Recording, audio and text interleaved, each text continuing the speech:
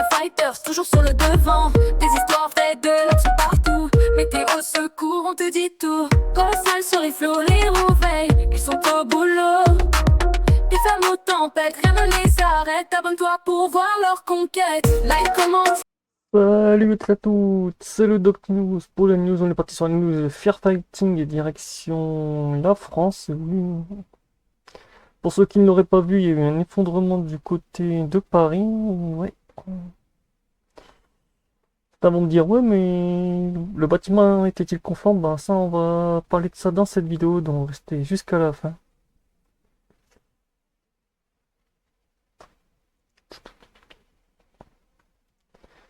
Dans la nuit du 17 au 18 janvier 2026, un événement dramatique a fallu tourner à la catastrophe au cœur de Paris. Un immeuble ancien du 11e siècle, du 11e arrondissement de Paris, est particulièrement touché par un effondrement soudain alors qu'une soirée privée est en cours dans l'un des appartements. Ce qui devait être un simple moment festif se transforme en scène de chaos en quelques secondes.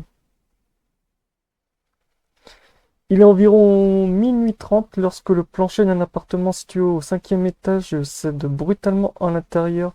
Près de 50 personnes sont réunies pour une soirée concentrée dans une même pièce. Sans aucun signe avant-coureur, le plancher s'effondre et tombe directement sur l'appartement d'en dessous, provoquant un effondrement partiel en cascade. La structure ancienne est fragilisée et ne résistera pas à cette charge exceptionnelle. Et j'avais vu, selon l'enquête de la police et des pompiers, en fait, il y aurait déjà eu une infiltration d'eau via la toiture qui aurait déjà, en fait, ça aurait été déjà un effet de que la structure soit moins stable. En fait, dès que vous avez une entrée d'eau ou autre, ça fait que la structure est moins stable et vous êtes déjà, vous devenez sensible. Des cris, un nuage de poussière, des personnes coincées sous les débris. Certains invités parviennent à s'extraire, seulement d'autres restent bloqués, blessés ou en état de choc. Les voisins se réveillent par le fracas, alertent immédiatement les secours. L'alerte est déclenchée et un important dispositif de secours arrive. 145 pompiers mobilisés, environ 45 engins déployés, ambulances, fourgons de secours, véhicules spécialisés. Les pompiers procèdent à la sécurisation de l'immeuble, l'évacuation des blessés, la vérification et la stabilité des structures voisines. Les immeubles adjacents sont évacués par précaution par crainte d'un nouvel effondrement. C'est ce qu'on appelle l'effondrement par effet domino. Le bilan provisoire. Le bilan fait état de environ 30 personnes blessées, un blessé grave pris en charge en urgence absolue, plusieurs blessés légers souffrant de fractures. Des fractures de contusion et de traumatisme. Aucun décès n'est confirmé. Grâce à la rapide intervention des secours, le pire a pu être évité. Certains vont me dire, mais pourquoi le plancher a cédé? Les premières investigations écartent toute fuite de gaz, explosion. Les causes privilégiées est celle d'une surcharge extrême de la structure. Dans ce type d'immeuble ancien, la charge est prévue pour environ 150 kg par mètre carré. La charge réelle estimée lors de la soirée était de 500 kg par mètre carré. Cela représente une surcharge de plus de 230%. Lorsque plusieurs dizaines de personnes sont regroupées au même endroit, avec des mouvements, la structure atteint rapidement ses limites physiques. Et oui, je vous ai même fait une image dessus pour vous montrer aussi tout ce qui touche la surcharge et tout.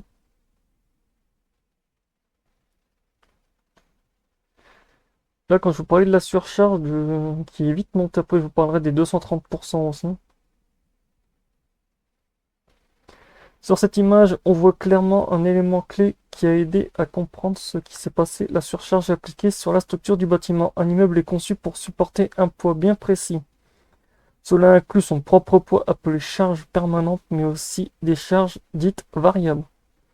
Les occupants, le mobilier, les équipements, les stocks ou encore des travaux temporaires. Le problème survient lorsque cette charge totale dépasse ce que la structure peut encaisser. On parle alors de surcharge. Cela peut être causé par un stockage excessif de matériaux, des travaux mal maîtrisés, l'ajout d'équipements lourds non prévus à l'origine ou encore des modifications de l'usage du bâtiment. Sur l'image, la charge représentée dépasse clairement la capacité de résistance de la structure. Les planchers, les poutres ou les murs porteurs travaillent au-delà de leurs limites et au-delà de la... Au début de cela peut provoquer des fissures, des déformations ou des affaiblissements presque invisibles. Mais une fois le seuil critique atteint, la structure ne peut plus compenser, l'effondrement devient brutal sans forcément laisser le temps d'alerter ou d'évacuer. Ce n'est pas une simple explosion, ce n'est pas un événement soudain isolé, c'est l'aboutissement d'une surcharge progressive jusqu'à sa rupture. Cette image illustre parfaitement la réalité souvent méconnue. Un bâtiment peut sembler stable en apparence, tout en étant déjà en situation de danger extrême. Et si sa capacité de charge est dépassée, ben voilà. On passe au cas numéro 2 avec la même image sur cet incident. Parce que oui, j'ai fait plusieurs images dessus pour vous expliquer un peu pourquoi c'est un peu fini en gros. Cas numéro 1, structure stable. Dans une structure stable, le bâtiment est conçu pour supporter le poids propre du bâtiment, le mobilier et une charge d'exploitation humaine réglementée. En général, les planchers sont calculés pour supporter environ 250 kg par mètre carré dans un immeuble d'habitation. Exemple concret, une surface de 10 mètres carrés, la structure peut théoriquement supporter 2500 kg. Cela représente environ 30 personnes réparties de façon homogène, sans déformation anormale, sans fissure, sans bruit inquiet. Dans ce cas, les forces sont bien réparties vers les murs porteurs. Les poteaux et les fondations de la structure travaillent dans la même zone de sécurité. Le cas numéro 2, nous avons le petit triangle. Dans une structure instable, plusieurs facteurs entrent en jeu: surcharge excessive, concentration des personnes au même endroit, structure affaiblie par l'âge, l'humidité ou les travaux. Des matériaux déjà fragilisés. Reprenons le même exemple. 10 mètres carrés avec 50 personnes. 50 personnes, c'est 75 kg, ça fait 3750 kg. Et ça, j'en avais parlé, il y avait une personne qui m'avait posé cette question dans un de mes shorts. La personne m'avait dit, mais ça fait environ près de 3000 kg. Oui, on arrive sur un poids, en gros, vous transformez les 3000 kg en tonnes. Nous approchons presque des 4 tonnes. Donc, autant vous dire. Cela représente 120 kg, donc en gros une surcharge de 1 tonne 250 de surcharge par rapport à cela. Le plancher ne peut supporter. Ce n'est pas tout. Les personnes bougent, se regroupent, créent des charges dynamiques. La structure sort de sa zone de sécurité. On rentre dans une zone d'insécurité. Conséquences progressives. Avant l'effondrement, des signaux d'alerte apparaissent souvent. Craquement, fissure soudaine, affaiblissement du plancher, vibration inhabituelle. Si la charge dépasse le seuil critique, le plancher se rompt. Les éléments porteurs cèdent et l'effondrement peut devenir brutal et enchaîne. Une structure ne s'effondre pas par hasard. Elle s'effondre lorsque la charge réelle dépasse celle qu'elle a été conçue. Même si un élément semble solide, peut devenir dangereux si trop de personnes sont concentrées, si les marges de sécurité sont dépassées. Donc voilà, respecter les capacités d'une structure, c'est éviter l'irréversible. Donc voilà, c'était tout pour ça. On va rentrer maintenant directement dans l'enquête. C'était juste pour faire ce petit moment off, pour vous faire des petites explications. Le parquet de Paris ouvre une enquête judiciaire pour déterminer l'état réel du bâtiment, les éventuelles fragilités structurelles, la conformité des travaux antérieurs et l'éventuelle responsabilité des experts techniques les expertises techniques sont en cours. Pour finir sur cette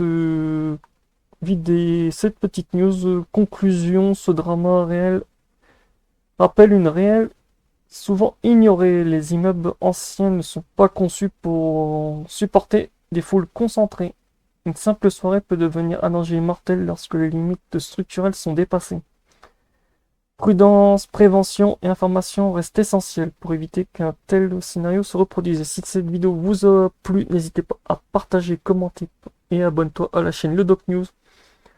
On se retrouve pour de prochaines news, de prochaines analyses. J'espère que ce petite news avec des analyses techniques vous aura plu. N'hésitez pas à le dire dans l'espace commentaire. Tchuss!